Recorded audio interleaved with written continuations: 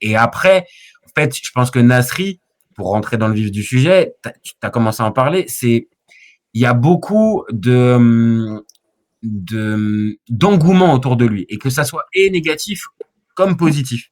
Et Ouais. peut-être que cet engouement-là qu'il a suscité pendant sa carrière de joueur, prolongé depuis qu'il a arrêté et qui garde un rôle assez important dans les médias, peut-être que c'est un peu embelli. Mais après, Non, mais on tu sais sait. que moi, Nasri, en Attends, fait, on fait juste cette rubrique, on l'a fait depuis un moment.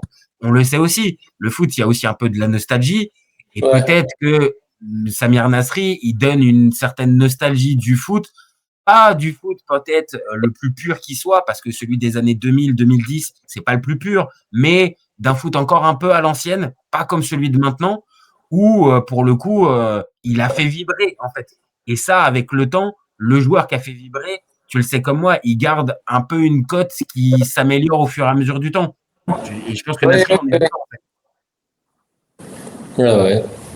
Et bon, je trouve que je te dis, c'est pas mérité parce que Nasri, en fait, je vais te faire un parallèle avec un joueur sur lequel on s'est embrouillé, Payet, avec ce qu'il avait dans les pieds. Il fait pas, même si c'est beaucoup mieux que Payet, c'est des titres, c'est incomparable. Mais j'ai un peu le goût que toi t'as sur Payet pour moi, il aurait tellement dû faire mieux et j'attendais tellement mieux que je suis un peu dur avec lui. Voilà. Un peu goût d'inachevé en fait. Un peu goût Ouais, d'inachevé avec lui. avec Et France, avec, voilà, avec l'OM où il est parti trop tôt, on en reparlera après. Mais ouais, j'ai un goût de. Je pense qu'il aurait pu faire de la génération 87, celui qui a fait une meilleure carrière, incontestablement, c'est Benzema. il n'y a pas débat. Hein. Ah, Là, il y a zéro débat. alors que c'était potentiellement le moins fort. Après, c'était Nasri le plus fort. Et Ben Arfa, enfin, Nasri, c'est Ah, Ben Ben Arfa. Arfa. Voilà, Ouais, Ben Arfa. Ben Arfa bien au-dessus, en dessous Nasri, et Benzema. Bah, ça s'est inversé, c'est-à-dire Benzema le plus fort, en dessous Nasri. Mais Nasri, je l'attendais quand même avoir une carrière à la Benzema, en fait. Voilà.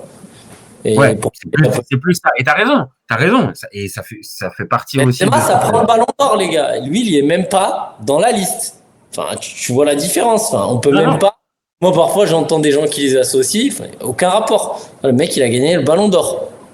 En fait, tu les associes parce que, et tu l'as dit, génération 87, parce que ils ont leur première sélection ensemble, et que, on va être très clair, ces deux joueurs d'origine algérienne qui arrivent en équipe de France, donc il y a un espèce de parallèle que tu vas aller faire, peut-être un peu rapide et trop facile, mais n'empêche que ce parallèle, on va vite tous le faire. Maintenant, tu as raison, si on regarde dans le détail, mais il y a même pas le début d'un débat. Et je pense que même si tu poses la question à Samir Nasri, il te dira qu'il n'y a pas le début d'un débat. Maintenant, sur la carrière, encore une fois, sur la carrière. Maintenant, sur les qualités intrinsèques, et c'est aussi un peu vers là où on va aller, sur la sensibilité, bah ouais, il y a beaucoup de trucs à dire. Et même pour Mikou, il y a beaucoup de choses. Donc, tu préfères débuter par un truc particulier entre le charisme, l'importance dans l'équipe, la régularité, le durée du le prime, charisme, allez, le charisme. Il y on va aller a, sur il y le a... charisme. Bon, bah voilà, il y a un manque cruel de charisme côté Miku. Voilà. Il n'y a pas de. Voilà. Après, attention, hein, au niveau de la personnalité, au niveau du personnage. Si c'est sur le terrain, je vous invite à aller regarder. C'est un joueur très élégant, très beau à voir, belle vision de jeu. Sur le terrain, c'est esthétique. Parce que, après, c'est pas dribbleur, c'est efficace. Plus la passe. Pour moi, Mikou, c'est Ouais, plus. c'est la Moi, passe. j'ai Bah, c'est la plus vision du jeu. l'image du Ouais, vrai gars ouais. qui te met dans les. Voilà, qui te met la bonne balle au bon endroit au bon moment, avec un QI foot qui est vraiment développé. Et d'ailleurs, on le voit bien, même La quand. fameuse passe qui casse les lignes. Là. Ouais, Voilà. Voilà. c'est exactement ça. Et sur le charisme, là, je vais pas aller te le défendre. Mais Mikou, parce que pour moi, je pense que oui, sur ce critère-là, je pense que Nasri l'emporte. Mais je pense que Mikou, je l'ai dit tout à l'heure, c'est un taiseux en fait. Donc c'est pas Ouais. forcément le gars qui va le plus parler sur le Oui, mais je terrain. vais te donner un parallèle. Je vais te donner Ouais. un parallèle. Qui va. Tu sais qu'il y a un joueur qui a joué à l'OM que t'aimes beaucoup, que moi je trouve mitigé son passage et dont je suis pas fan, c'est Lucho Gonzalez. Tu mets le fils de Lucho Gonzalez avec qualité de pied, de jeu et de ce qu'a proposé Mikou. T'inquiète pas qu'aujourd'hui le débat, il y a je sais pas combien de personnes qui ont le maillot de Mikou, tu vois ce que je veux dire? C'est-à-dire qu'aujourd'hui, il y a un gros déficit par rapport à pas les tatouages, pas la bonne gueule, pas plein de trucs. Et du coup, pas sexy. Il est pas sexy, Miku. Voilà, il est Tu pas penses que sexy. c'est ça tu penses, alors au-delà de notre C'est ça débat, qui tu fait vois. qu'il ne sort pas dans les joueurs qu'on retient vraiment. Et après, plus le fait qu'il était barré par Zizou, ça, c'est le drame de sa carrière. Et voilà, c'est honorable. Hein. Mais, mais quoi qu'il arrive, je pense qu'il y a un déficit de personnalité, de style. Voilà. C'est un ensemble. Hein. C'est un ensemble. Toi, tu n'as que du talent. Mais je veux dire, un Lucho que tu aimes beaucoup, elle commande Dante, le surnom, la manière de faire, les trucs, ça joue. Ça joue parce que les mecs, ils te marquent. Non, non, mais ça, en fait, je suis assez d'accord et je pense il souffre un petit peu de ça, Miku, dans, dans la manière dont il est perçu par le public, Par le public, parce que je pense qu'en revanche, par rapport à Nasri, en termes de leader collectif, je pense que Miku est un taiseux, mais un taiseux un peu à la Loris quand il parle. Apparemment, tu vois, c'est un gars qu'on écoutait dans le vestiaire. Et je pense qu'il est plus fédérateur qu'un Nasri qui peut foutre la merde parce que Nasri est trop individuel. Et dans son jeu et dans la manière d'être, je pense. C'est un individu. tu penses trop individuel. Vraiment, tu penses ça? Moi, j'ai du mal en fait, à le résumer à, on va dire, cette étiquette qu'on lui a mis de joueur un peu qui pensait qu'à sa gueule. Pour moi, pour moi, c'est Non, pas un c'est pas individualiste, ça. hein, tu vois, Nasri, forcément, tu vois. C'est quoi? C'est pas, pour moi, c'est pas un individualiste, Nasri. Non, mais Nasri, c'est un mec qui dit ce qu'il pense et peu importe ce que ça lui coûte. Donc, dans un groupe, si jamais il va foutre la merde, si lui, il a déterminé que pour lui, ça allait mieux, il le fera. Donc, forcément, dans une dynamique de groupe, c'est un individualiste. Après, c'est pas un connard égoïste, arrogant, qu'on a voulu nous faire passer, ça, c'est vrai. Mais c'est un gars qui dit toujours ce qu'il pense et donc qui va créer le conflit. Parce que l'histoire quand il te la raconte, de la place avec Henri et tout, il y a rien de fou. Mais c'est vrai que, voilà, c'est parce qu'il a pas envie de laisser enfin il va penser à lui, il se priorise et il a raison, mais dans une dynamique de groupe c'est pas ce qu'on te demande, donc un Non, micro ça, c'est sûr. plus Ça, taiseux, c'est sûr. mais Ça, après c'est c'est sûr. pas le connard qui va faire chier tout le monde, ça c'est pas vrai, ça c'est Bah pas vrai. oui, en fait, après, il faut avoir. De toute façon, dans chaque équipe, tu es obligé de composer un minimum entre certains grandes gueules, d'autres caractères qui vont s'effacer plus. Maintenant, voilà, là, on évalue juste le charisme. Après que manque de charisme, peut-être, comme on l'a dit chez Miku, les handicaper peut-être pour être plus mis en valeur et peut-être avoir plus de reconnaissance. Oui, peut-être que c'est ce qui l'a pénalisé. Et l'exemple avec Lucho Gonzalez, tu as raison. Il aurait eu un look plus identifié. Peut-être qu'on se rappellerait beaucoup plus de lui. Maintenant, voilà, le charisme, c'est une chose. Maintenant, il n'y a pas que ça non plus. Donc, bon, là, il faut trancher. Bon, spontanément, tu étais parti sur Ah ouais, Nasri. Donc, c'est on part sur Nasri. Nasri qui est plus charismatique, même si, encore une fois, il n'y a pas un boulevard entre les deux comme on pourrait le croire. Ok. Ok. Donc là, c'est deux. Là, les sensibilités, c'est 2 points. Ok. Yep. Chaque catégorie. Donc 2 points pour l'ami Samir. L'importance dans l'équipe. Alors là, tu vois, ça m'intéresse. Importance dans l'équipe entre Miku et Nasri. Toi, spontanément, tu vas militer pour ton poulain?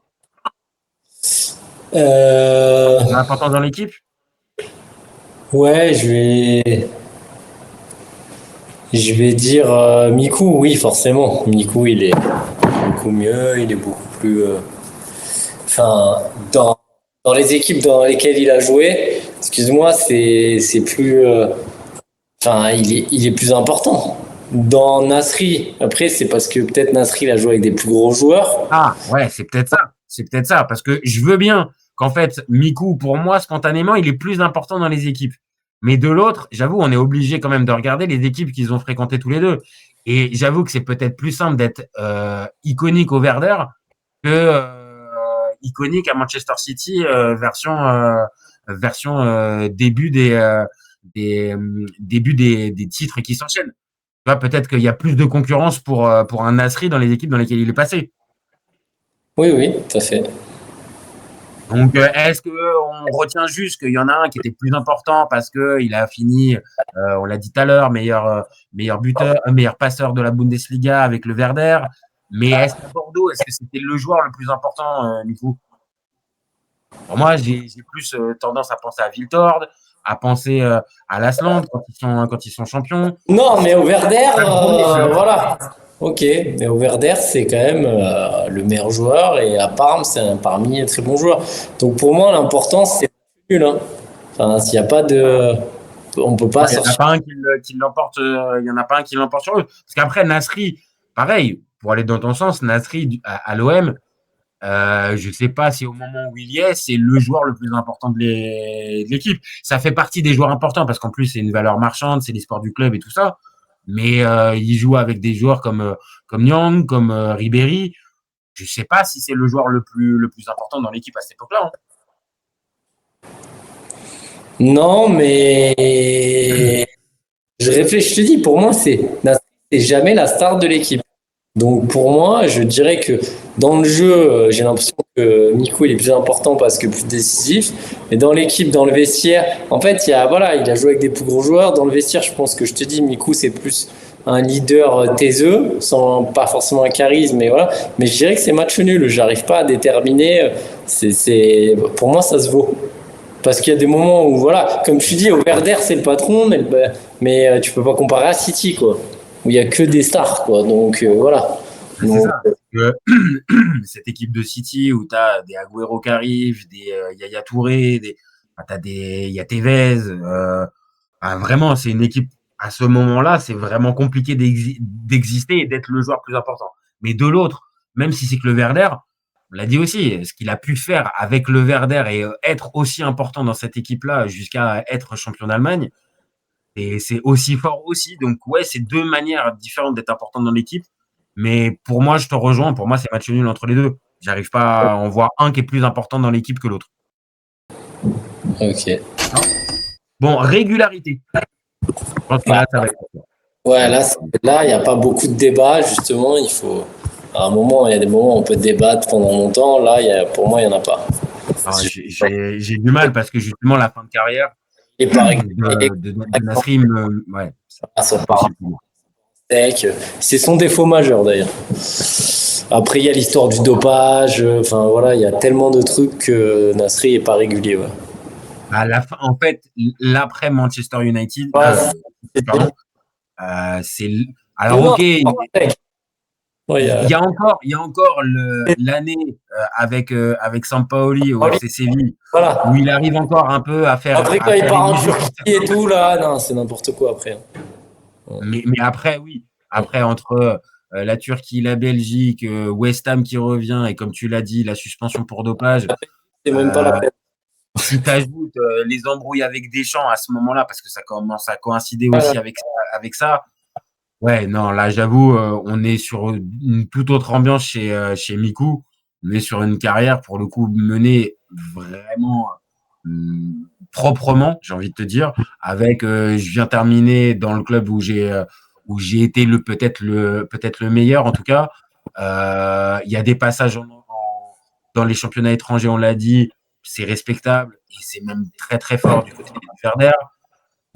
Ouais, et tu as la sensation, en fait, que même si, évidemment, il affaiblit avec le temps, mais ça reste un joueur fiable jusqu'à la fin. Là où un Nasri, j'avoue, sur la régularité, je pense à partir de la trentaine, c'est fini. Tu comptes plus sur lui, en fait. Bah ouais. On est d'accord. Donc, il y a pas de... régularité, plus 2 pour Johan Mikou, en fait. Il reste quoi, là? Il nous reste la durée du prime et le fait majeur. La durée du prime, c'est intéressant dans le sens où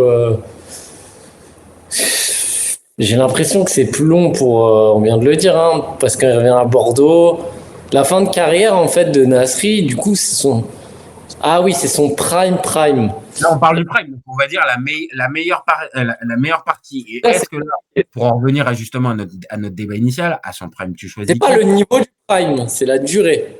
C'est la durée du prime, pour voir aussi si on a eu un mec qui a eu un prime j'abuse, mais de 3 mois, ou si on a un mec qui a eu c'est un quoi la prime, durée du prime? on évalue chacun l'un et l'autre à plusieurs années. Tu vois, Le prime de Miku, c'est Werder, quoi. ouais, pour moi, je suis d'accord, c'est pareil. Pour moi, c'est C'est, ça. je dirais, c'est quoi? C'est les 3 ans? Je sais pas si je dirais 3 ans. Je pense que Non, peut-être. tu vois, on a fait ses stats. Il est champion en 2004 et il est meilleur passeur de la Bundesliga en 2006. 6. Donc, Donc, 2 ans sur. moi, je dirais, voilà, cette période-là où le Werder existe, même s'ils se prennent des tatanes par Lyon, par exemple, en Ligue des Champions, mine de rien, ils existent, ils sont là sur Et- la scène européenne. Et pour moi, Miku, c'est sa meilleure période. Oui, Après, oui. il est meilleur passeur en Ligue 1 en 98, on l'a dit tout à l'heure aussi. Oui, mais allez, on va dire que oui, mais on peut pas dire ça. Il y a Parme, il y a machin, c'est 2 ans. Et après, Nasri, forcément, c'est soit la fin d'Arsenal, soit City, parce que la fin d'Arsenal, Ouais, elle est très bonne. ouais. Faut pas, voilà. Et son prime, L'arrivée Arsenal, la partie OM et arrivée Arsenal, pour moi, je peux pas la mettre dans le prime. On voit les qualités, mais il n'y a pas encore la régularité et il n'est pas encore il est vraiment décisif jeune, hein. à plein de moments. Il est trop jeune. Il est trop jeune. Je suis d'accord. Donc la fin du le prime, je sais pas te dire ouais, peut-être la dernière année, est-ce qu'il dure 2 ans? Je pense qu'il dure. Hein. Pour moi, il y a une égalité là-dedans. Hein.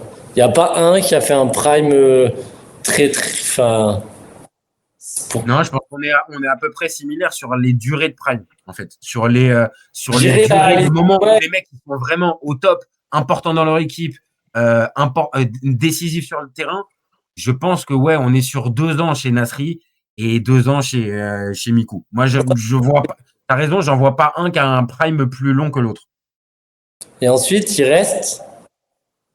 Attends, donc là, j'ai compris que tu avais envie de terminer, mais là, Non, non, faut non, mais juste non. finir. Donc C'est là, pas que. égalité. Égalité sur le Oui, durée du prime. égalité. Non, mais je te l'ai dit, c'est pas ça. C'est que je veux savoir ce qui reste. C'est pas. Reste, c'est le fait majeur. Le quoi? Le fait majeur. Le fait majeur de la carrière. Et toi, le fait majeur, on l'a dit, c'est quoi? C'est le doublé Bundesliga. Bah non, non, c'est la Coupe de la Ligue avec Bordeaux. C'était fort. C'était fort, cette Coupe de la Ligue 2007. Qu'est-ce que c'était fort. Ok, et moi, de mon côté, je vais pas te mentir, le Hein? titre avec City, quoi. Le Voilà. premier titre avec City. Coupe de la Ligue est une compétition qui n'existe même plus, qui est, bref, qui a été gagnée avec l'OM et qui nous l'enlève tellement ça n'existe plus. Bon, bref. Parce Ils que l'enlèvent pas. Ils l'enlèvent pas. C'est juste qu'elle n'existe pas. non, mais elle Elle est n'existe plus. C'est la seule coupe qu'on ait gagnée parce que moi je compte pas les trophées de mon cul sur la commode qu'on a perdu d'ailleurs récemment de trophée champion de machin là, de comment ça s'appelle là. J'ai même pas envie de retenir là.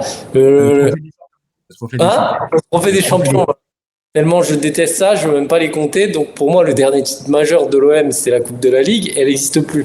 Donc je vais te dire, c'est un peu dur. Voilà. En refermant la parenthèse.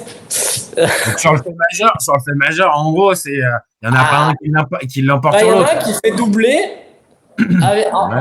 Franchement, y a 2 titres. Et avec le Werder, en fait, c'est dur. Hein. C'est dur parce que là, pour le coup, c'est dur de trancher. Moi, je pense que tu vas être honnête, tu vas être match nul. Parce que City, le titre, il est tellement ouf. La manière.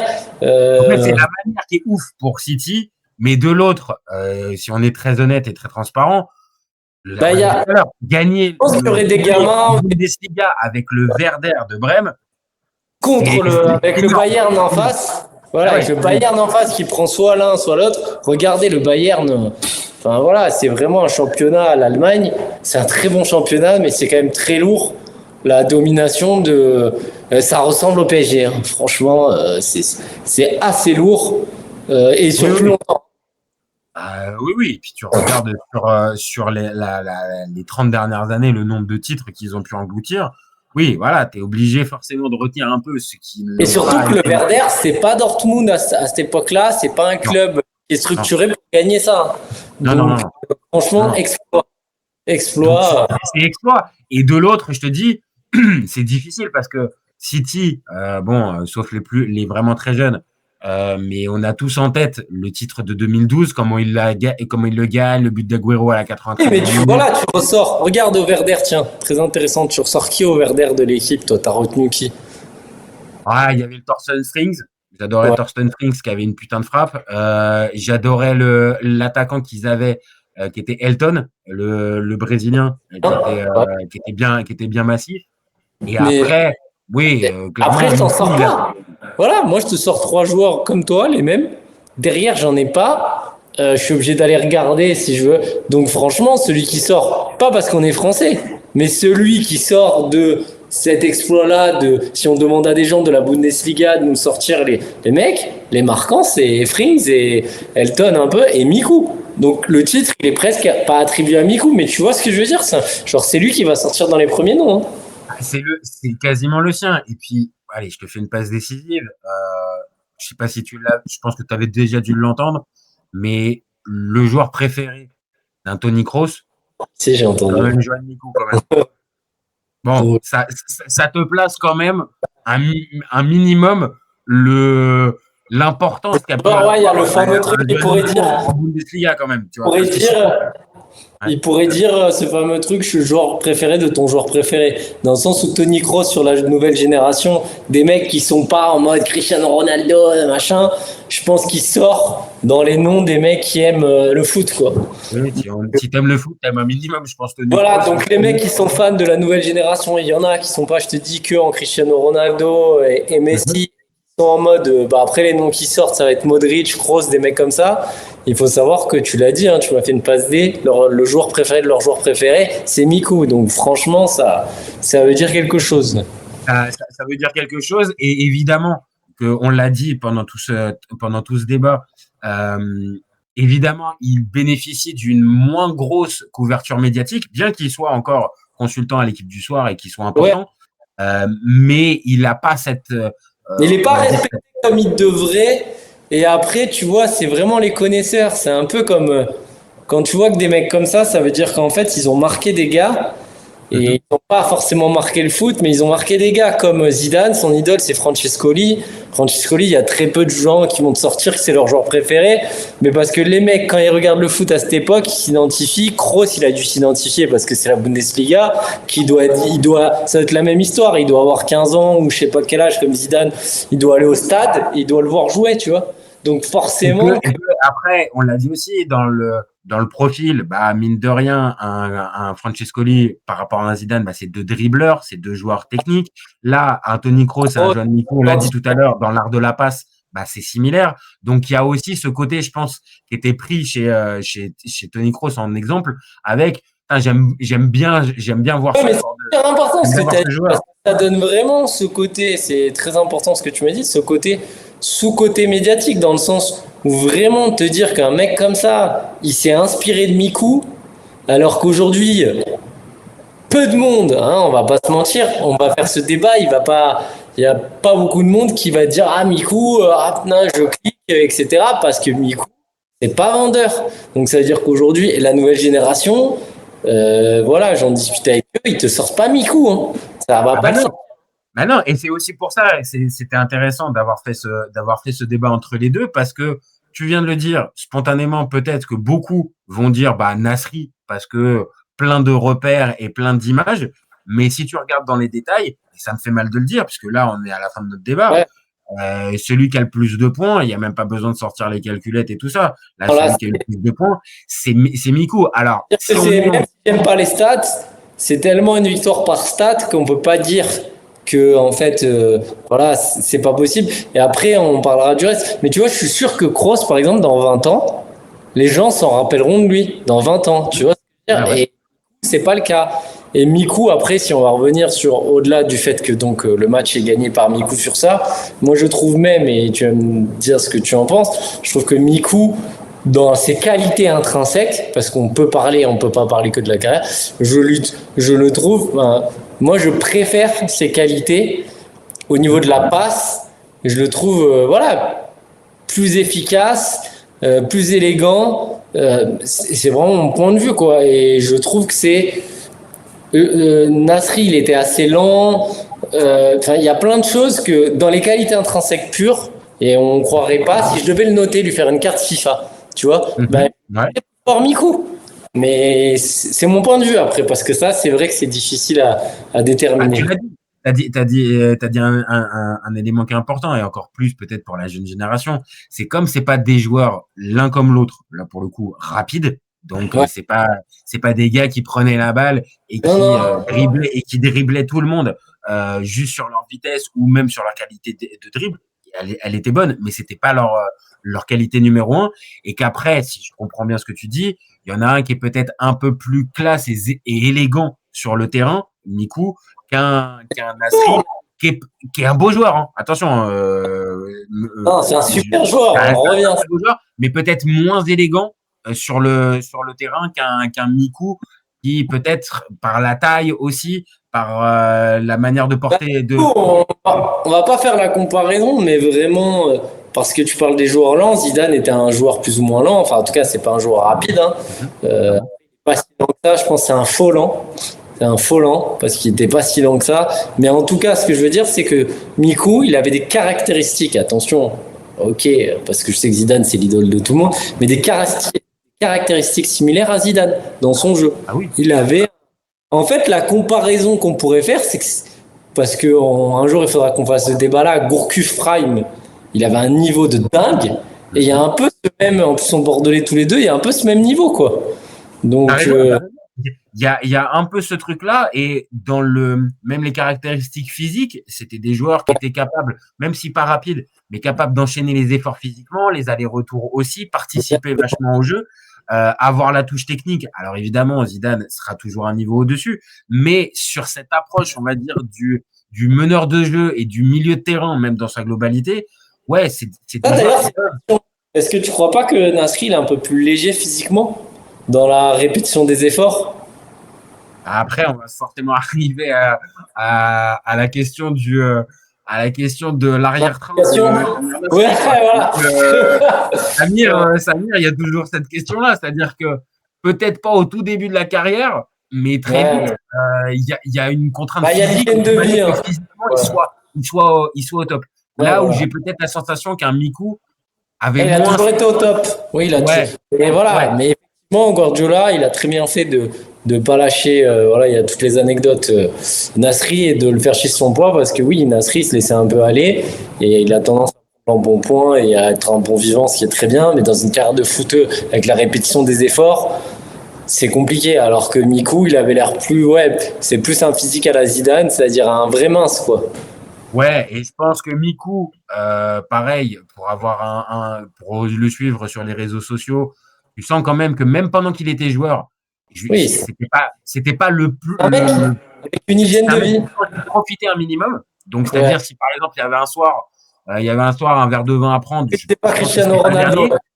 Ouais. Mais par contre, on n'était pas du tout dans le gars qui se laissait aller, que ça soit même hors, on va dire, intersaison et tout ça. Je pense que c'était un mec qui restait quand même vachement Oui, mais comme Zidane, regarde focus. Mais les deux pareil, après carrière. On les a vus les deux après carrière et c'est pas des jugements, on s'en fout. Hein. Chacun fait ce qu'il veut. Les deux après carrière, physiquement, ils sont encore fit. Nasri, il euh, a pris. ouais, il y en a un qui est plus fit que l'autre quand même. Hein. Mikou me paraît beaucoup plus fit que Samir. Hein. Samir, Non, je parlais pas de Samir. Je te disais que Mikou et Zidane, ils étaient fit tous les deux. Et ah que oui, c'est des d'accord. mecs qui, après Oui, carrière, avaient cette mentalité. Et justement, que Nasri, on va pas parler de son poids en mode, ah, tout le monde s'est foutu de sa gueule. C'est un peu dur et c'est débile parce que, attends, il était joueur de pro de foot pro. C'est oui, normal oui, qu'il oui. lâche tout. Mais ce que je veux dire, c'est que ça montre son tempérament, que c'est un mec un peu moins dans ça, quoi. Et même, peut-être, il y a aussi des données qu'il faut dire, hein, c'est physiologique. Peut-être que Nasri, il a une tendance, et je pense, à prendre du poids assez facilement. Oui, mais oui, C'est je pas un pense. métabolisme sec. Donc, Donc du coup, c'est plus difficile d'avoir justement, comme on l'a dit tout à l'heure, cette régularité et on va ouais, dire prends rapide, quoi. Ouais. bah ouais, peut-être. Maintenant, après, chaque joueur fait avec, on va dire aussi ses contraintes physiques. Et donc, certains, ça va être de la fragilité au niveau des contacts. D'autres, on vient de le dire, ça va être peut-être l'embonpoint que tu vas prendre si t'es pas très sérieux. Là où un Miku est plutôt passé entre les gouttes. Tu vois, il n'a pas eu ce type de problème-là, la morphologie, le style de jeu, les équipes dans lesquelles il est passé, globalement, hormis peut-être à Parme, parce qu'on n'en a pas parlé beaucoup, mais hormis à Parme, où il n'était pas un titulaire indiscutable parce que grosse concurrence et qu'avec les entraîneurs qu'il a à l'époque, ça bouge vachement. Donc, il n'est pas le joueur le plus important. Par contre, tout le reste, il n'a jamais eu de problème, jamais eu de problème extra-sportif. Là où on l'a dit tout à l'heure, la fin de la carrière de Samir Nasri, elle est bousillée par ça, en fait. Par de l'extra-sportif, par des trucs qui sont qui sont plus vis-à-vis du terrain. Et c'est ce qui le bouffe un peu. Maintenant, voilà, pour terminer notre débat, je pense que sur la carrière, bah, il y en a un qui l'emporte. Clairement, c'est Miku. Parce que il y a plus de faits importants, il y a plus de titres importants aussi, il faut être clair à ce moment-là. Et après, sur la sensibilité, bah, c'est faites-vous votre idée, les copains. Faites-vous votre idée. C'est deux salles, deux ambiances avec deux numéros 10 qui pouvaient régaler, mais dans des styles différents. Moi, je vais défendre Nasri, toi, tu défends Miku, mais franchement, l'un comme l'autre, ça restait deux sacrés joueurs de ballon. Ouais, bah oui, on est d'accord. Mais bon, moi, vraiment, voilà, même si je l'ai un peu en travers, je le place, le départ de, même si, ok, il a l'indemnité. J'aurais aimé qu'en tant que Marseillais, parce que moi, ça aurait été mon rêve. Moi, je suis un 85, c'est un 87. Je m'identifie à Nasri, d'être un Marseillais pur jus, numéro 10. Voilà, c'est pour ça que j'ai une relation particulière avec lui. C'est que à la fois, quand il sort, un peu pour l'anecdote, physiquement, j'ai une ressemblance avec lui, les gens me disaient que je le ressemblais, donc je l'aimais bien, etc. C'est un mec, quand je le vois jouer là à Sochaux, qui fait semblant de tomber pour le premier match, enfin, c'est un gars vraiment que je m'identifiais. Et le fait qu'il parte, même s'il y a l'indemnité, qu'il part pas comme un sagouin à la Flamini, j'aurais aimé qu'il reste parce que quelques années plus tard on gagne et ça aurait été beau pour lui de faire ça. Et moi j'aurais eu le rêve en tant que joueur de foot si j'avais joué à l'OM, même si peut-être que l'argent, je serais parti, mais j'aurais aimé comme Totti à la Roma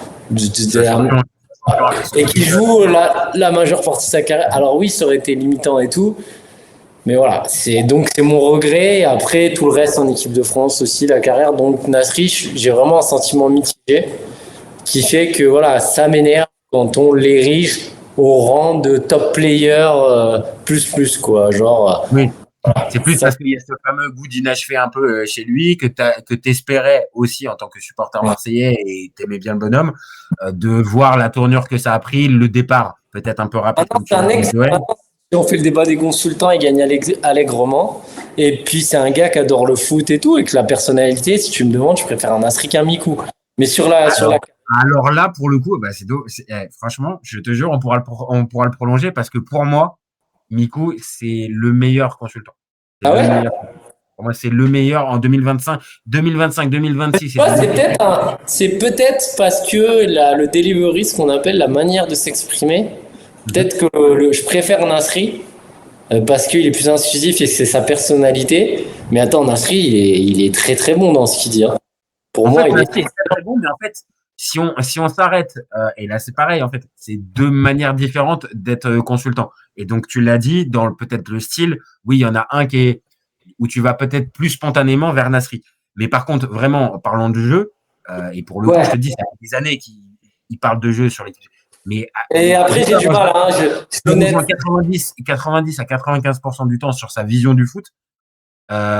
Et je garantis que sur le consultant, pour moi, il y a un vrai match. Mais il y a Mais vraiment match entre les deux. tu trouves que c'est le meilleur parce que tu es d'accord avec lui à 90% du temps. Donc en gros, non, Non, mais je non. rigole. Non, mais je Voilà. te taquine. Voilà. Mais après, je vais être honnête à 100%, c'est que Miku, il faudrait que je regarde plus et j'ai du Ouais, il mal. est moins. Ben oui, Voilà. on en revient à la même chose. Il est moins médiatique. Et même si Non, c'est que même je peux pas me supporter les débats de l'équipe, ça m'a jamais. J'arrive pas. J'arrive pas. Je trouve que c'est partisan. J'aime pas la manière de faire. J'aime pas. Voilà. Voilà. Donc après, c'est mon point de vue. le Et problème, c'est qu'en plus, il est que sur l'équipe. Donc là, pour le oui, coup, si voilà. Donc avec l'équipe, c'est pour ça c'est que compliqué. j'ai regardé. Je regarde. En fait, si tu veux, pour comparer, il faudrait que je regarde vraiment parce que je regarde ses interventions, des replays et tout. Mais je regarde pas vraiment l'émission entière parce que j'aime pas ce que propose l'équipe. De, Depuis que je regarde du foot. Tu sais ce qu'il faudrait, et on termine notre débat. Regarde une soirée de Ligue des Champions avec le débrief de Samir Nasri, juste Ouais. à la fin. Et celui de Et du soir, Ouais. sur l'équipe du soir, il y est tous les soirs de Ligue des Champions. Et donc là, tu peux te faire les deux ambiances avec l'analyse d'un Nasri et l'analyse d'un Mikou. Ça marche. Mais en tout cas, c'est victoire de Ah ouais, jouer. c'est victoire. On termine là-dessus, c'est victoire de ton poulain. Comme on l'a dit, c'est pas victoire éclatante dans le sens où il gagne sur 90% Non, mais des retenez catégories. ce Sur la nom. carrière, La carrière le fait gagner déjà de base. Et sur la sensibilité, on est très vite sur de l'égalité avec bah, toi, tu préfères ça, moi, je préfère ça. Et c'est difficile. L'idée, c'est. Voilà, mais l'idée, c'est retenez ce nom, allez voir qui est Johan Mikou et respectez-le parce qu'il mérite et qu'il mérite autre chose. Voilà, moi, pour moi, je le défendrai parce que les vrais connaisseurs de foot peuvent pas passer à côté de la carte de Johan Mikou. Voilà, et c'est tout ce que j'ai à dire. Franchement, pour avoir défendu ton poulain, tu l'as bien défendu pendant plus d'1 heure. Mais là, en termes de conclusion, c'est vraiment ça. Allez regarder. Si vous connaissez pas Johan Mikou, je pense que si vous suivez la chaîne, vous le connaissez quand même. Mais pour les plus jeunes, si vous le connaissez pas, allez faire un tour dessus. On l'a dit, c'est l'idole de Tony Kroos. C'est un joueur qui est énorme, qui a eu des performances extraordinaires. Donc vraiment, il mérite du respect.